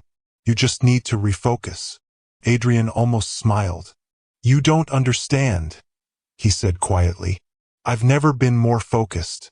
Another silence. Then, I'm stepping down. This time, the room didn't just go silent. It froze. You're what? Harrington demanded. I'm stepping down as CEO. The words hung in the air. Heavy. Final. That's not possible, someone said. It is, Adrian replied. You can't just walk away from this. I can, Adrian said calmly. And I am. Harrington stood abruptly. This company depends on you. Adrian met his gaze. No, he gestured around the table. It depends on all of you. That's not the same, Harrington snapped. Adrian stood slowly. No, he agreed. It's not. He looked around the room, at the people who had once defined his world. I built this company to succeed, he said. And it will. Pause. But I'm done building my life around it. The room erupted. Voices clashed. Questions flew. Is this about something else? Are you being pressured? Is there a deal we don't know about? Adrian didn't answer any of them, because none of them understood the truth. This wasn't about business. It was about he. Later that day, Adrian stood alone in his penthouse again. But this time, he wasn't looking at the city. He was packing. Not everything. Just enough. Simple clothes. Practical things. The same way he had left before. Daniel stood near the door, watching quietly. You're really doing this, he said. Adrian zipped the bag. Yes. For her. Adrian didn't answer immediately. Then, yes. Daniel nodded slowly. She must be important. Adrian looked at him. She is. Pause. You're risking everything, Daniel added. Adrian shook his head. No. He lifted the bag. I already did that.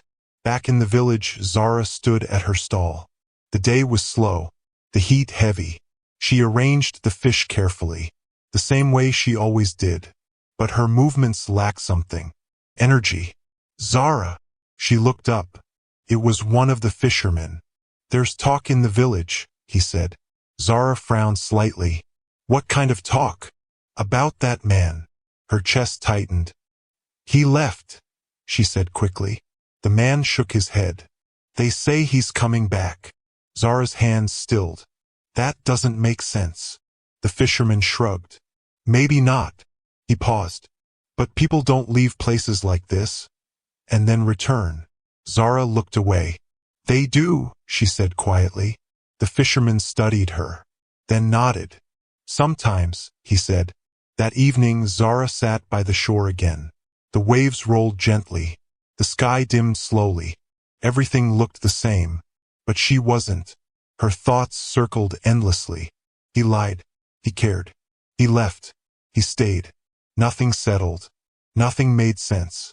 Miles away, a car moved steadily along a long, dusty road. No convoy. No fleet. Just one vehicle. Inside, Adrian sat in silence. No music. No distractions. Just thought. And one clear decision. He wasn't going back as Ao. He wasn't going back as the man she believed in. He was going back as himself. Fully. Honestly. For the first time. The village lights flickered in the distance as night fell. Zara stood slowly, brushing sand from her clothes. She turned, ready to leave, then paused, because something felt different. Not seen, not heard, but felt. A shift. She looked toward the road, and for a moment, her heart skipped, not because she saw him, but because somehow, she knew, he was coming back. And this time, there would be no lies, no masks, no hiding, just truth, and whatever came with it.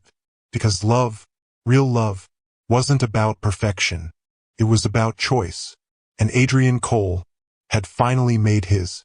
The village noticed before Zara did. Not because of noise, not because of spectacle, but because of difference. He didn't come back the way he left. No long line of black SUVs. No men in suits. No dust cloud announcing power. Just one vehicle. Quiet. Unassuming. It stopped at the edge of the village. And from it stepped a man who no longer tried to belong to one world or the other.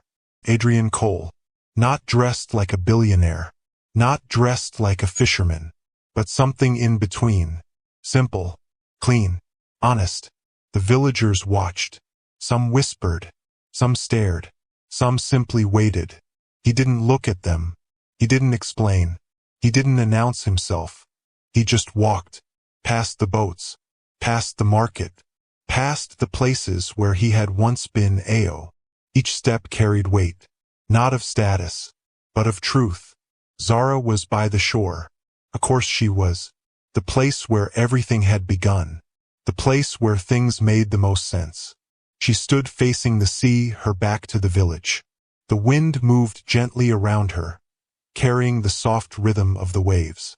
She had felt it earlier. That shift. That quiet certainty. Now, she knew why. Footsteps approached. Slow. Steady. She didn't turn immediately. She didn't need to. Ao. The name left her lips softly. Not as a question. Not as a welcome. Just a memory. Adrian stopped a few steps behind her. That's not my name, he said. Zara closed her eyes briefly. I know. The silence that followed was heavy. But not hostile. Not sharp. Just real. She turned slowly. And there he was. Not the man she had first met. Not the stranger she had rejected. But something else. Something clearer. Something honest. You came back, she said. Adrian nodded. I told you I would. Zara studied him. Long. Carefully. You say a lot of things, she replied. There was no anger in her tone. But there was distance. Adrian didn't look away. I know. That caught her slightly off guard. You're not going to defend yourself? She asked. I'm not here to defend anything, he said. I'm here to tell the truth. Zara folded her arms lightly. Now? Adrian stepped a little closer. Not too close. Just enough. Yes. The wind shifted slightly, brushing between them. Zara waited. Adrian exhaled slowly. My name is Adrian Cole, he said. You already know that. Zara didn't respond. I'm not a fisherman, he continued. I never was. Her jaw tightened slightly. I came here because I was tired, he said, of people seeing me for what I had, not who I was. Zara's eyes flickered. So you decided to lie? She asked. Adrian shook his head. I decided to leave everything behind. That's not the same thing, she said. No, he admitted. It's not. Pause. But I didn't come here to deceive anyone. Zara laughed softly. You lived under a different name. You pretended to struggle. You let people believe something that wasn't true. She looked at him. That's deception. Adrian didn't argue. You're right. That answer stopped her again. For a moment, she didn't know what to do with it. I should have told you, he continued. Yes, she said immediately. I know. Another silence. Zara looked away briefly, out at the sea, then back at him. Why didn't you? The question was quieter now, less sharp, more personal. Adrian took a breath. Because I was afraid. Zara frowned slightly. Afraid of what? Adrian met her eyes. That the moment you knew who I was. He paused. You would stop seeing me the way you did. Zara's chest tightened. That's not fair, she said. I know, he replied. But it's the truth. The waves rolled in behind them. Steady. Unchanging. Zara's voice softened. So instead, you let me believe something else. Adrian nodded. Yes. She stepped closer now. Do you know what hurt the most? She asked. Adrian didn't answer.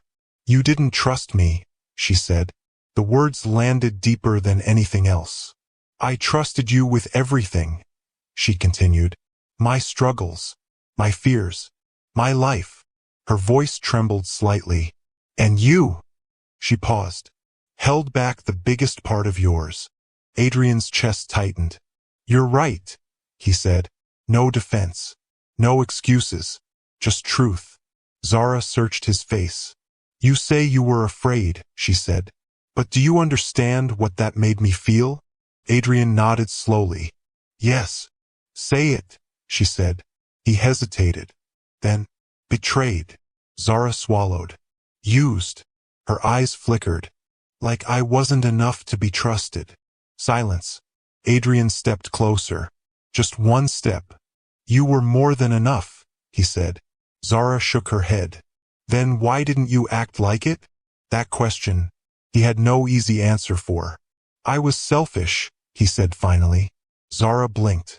I wanted to keep what we had, he continued, even if it meant delaying the truth. Her expression shifted slightly. That's not love, she said. No, Adrian agreed. Pause. But what I feel for you is. The words settled between them. Not rushed. Not dramatic. Just honest. Zara looked away again. Her emotions pulling in different directions. You can't just say that, she whispered. I'm not just saying it, Adrian replied. He gestured slightly toward the village. I walked away from everything. Zara looked back at him. Everything? She asked. Adrian nodded. My company, my position, my life there. Her eyes widened slightly. You're lying, she said instinctively. I'm not. She searched his face. You expect me to believe you gave all that up? For this? Adrian stepped closer. For you. The air shifted again. Zara's breath caught slightly. That's not something you do lightly, she said. I didn't, he replied. Silence. Long. Heavy.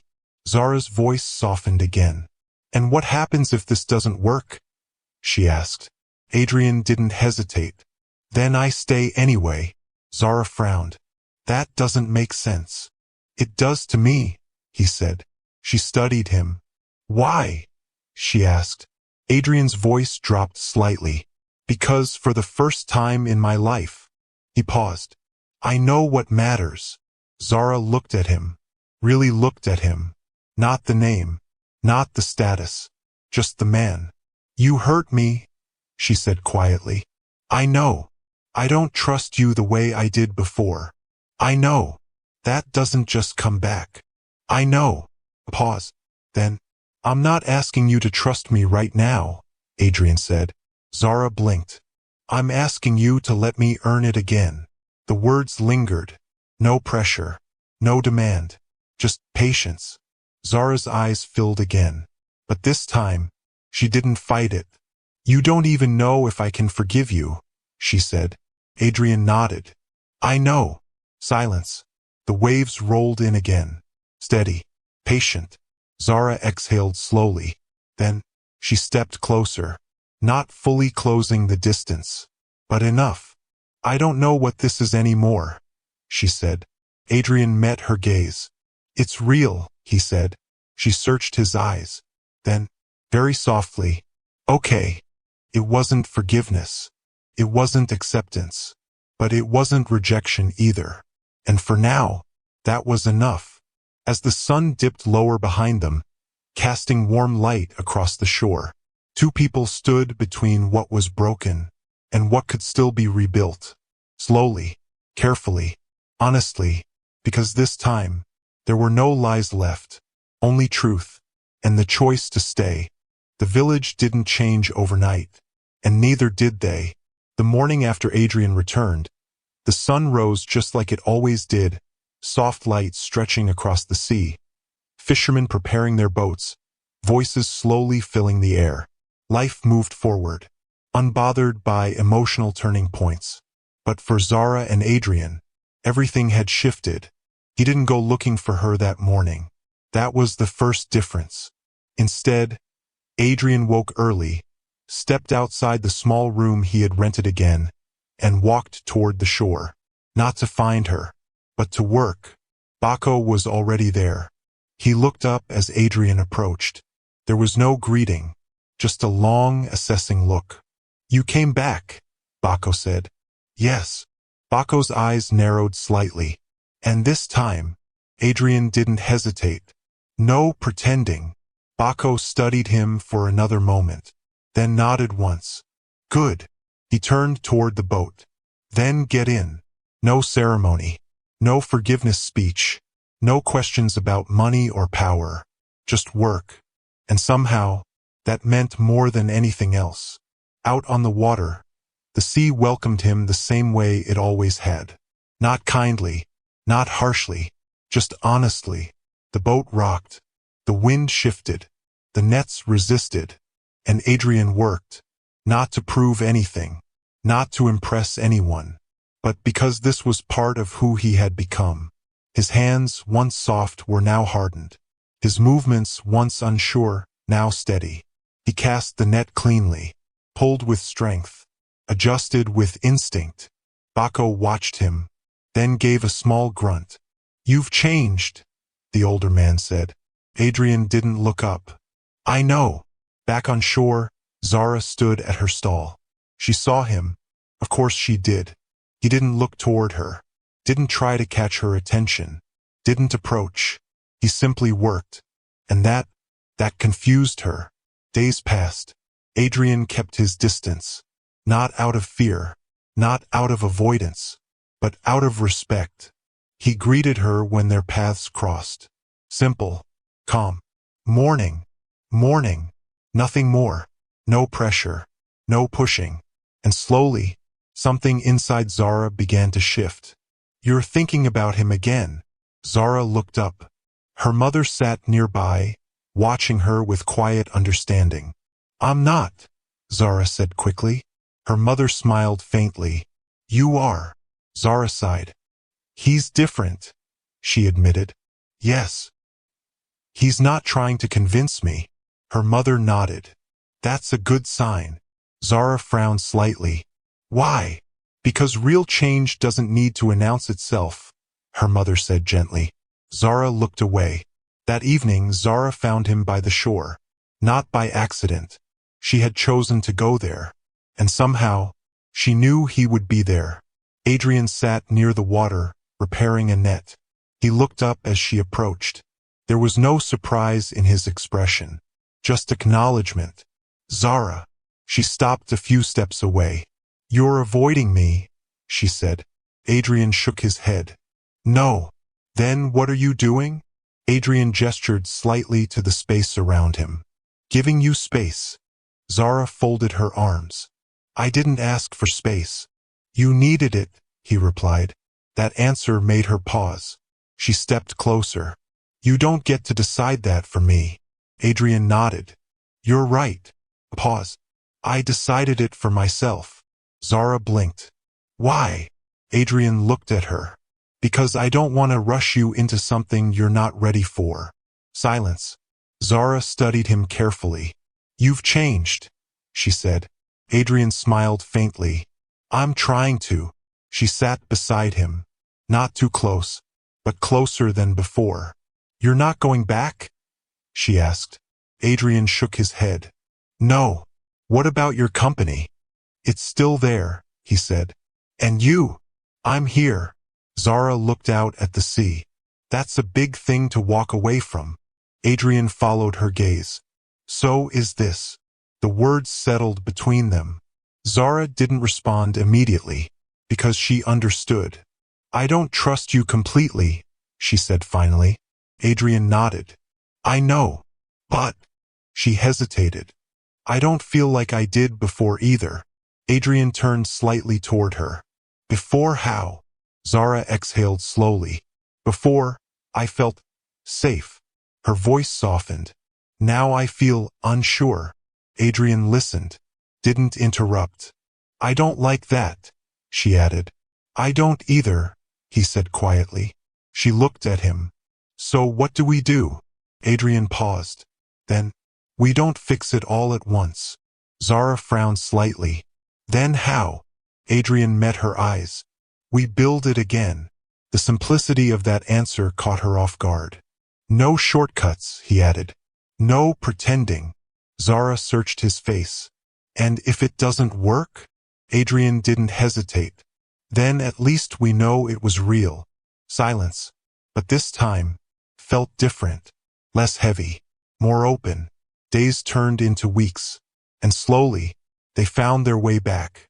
Not to what they had before, but to something new. Something stronger. Adrian continued working with the fisherman. Not out of necessity, but out of choice. Zara continued her business. Stronger, smarter, more confident. They talked more, laughed again, walked along the shore, not as strangers, not as lovers fully healed, but as two people learning each other again. Trust didn't return all at once. Came in small moments. When Adrian showed up, every day. When he kept his word, every time. When he listened, even when it was hard. And Zara, she let him. Slowly, carefully, but willingly. One evening, months later, they stood by the shore again. The same place where everything had begun. The sun dipped low. The waves moved gently.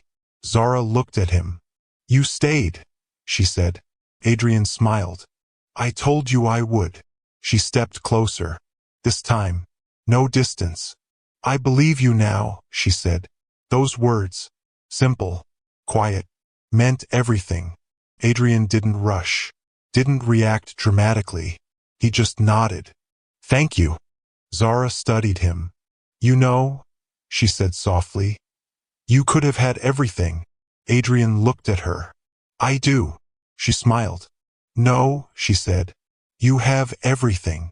And for the first time, that was true. The village continued to live. The sea continued to move. The world continued to turn. But in that quiet place between waves and wind, a man who once had everything finally found something that mattered more.